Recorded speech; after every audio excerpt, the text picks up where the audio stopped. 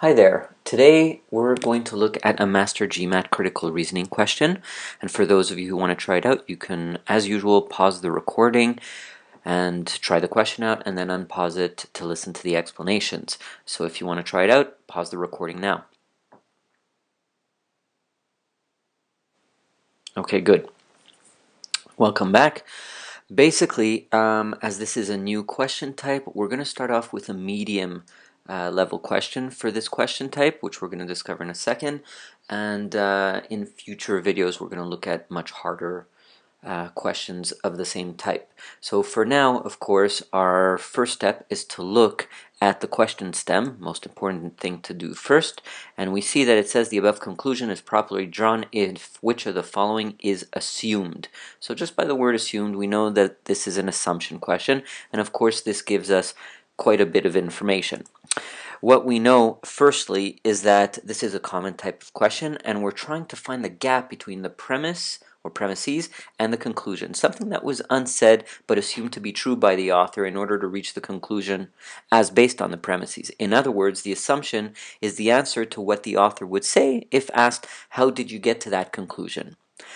What you will need to be careful of is answer choices that introduce actual new premises or new premise or data rather than link the existing premise to the conclusion that's already given.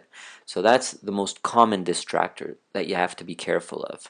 So according to our work order, once we know what kind of question, then we break down the argument. We obviously have to figure out what the premise and conclusion are to make sense of them. So we already see in the second sentence that the word clearly indicates that this is basically the conclusion. This is a conclusion clue or conclusion word.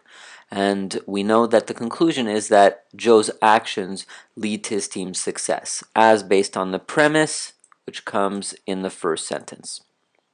So what we're going to do is look at the answer choices as based on the information given. Let's look at A. It says shirts are not required at football games. Well, A is actually a new premise and doesn't explain why Joe's actions actually help the team. So we can eliminate that right away. Let's go to B.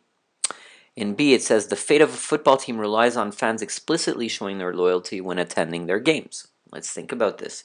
Here, a link is actually made between the premise that painting himself and being shirtless, meaning an explicit loyalty, helps the team. So obviously, this works as the gap between the existing premise and the existing conclusion. We'll keep it. C. Joe is a huge fan of football. Now, this is new info which is completely irrelevant to the conclusion, even if it agrees with the existing premise. We're looking here for an assumption, remember that. So we don't really care that Joe is a huge fan of football. Doesn't explain how his actions lead to the success. In D, Joe's team has a winning record. Now be careful here. If this is actually what the author assumed, it would have provided an alternative explanation to the conclusion that we already have, that Joe's responsible somehow for the team's success. So if this is the case, then it would actually contradict the existing conclusion. And we can't have an assumption contradicting a conclusion. Makes no sense. So we can get rid of that. And finally, E, Joe should always sit with his shirt off and paint his body for his team to win. Now in this answer choice, there's actually a recommendation, should always sit.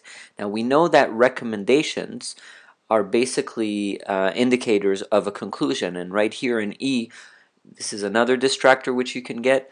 A conclusion is actually given instead of an assumption, and what we're looking for is an assumption, not a conclusion, so we can actually get rid of E.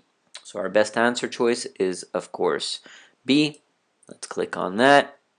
And of course we get a nice little explanation, and as many people already know at MasterGMAT, we give really beautiful explanations. We make it very clear how to attack each and every type of question, helps you get to the answer choice very, very quickly.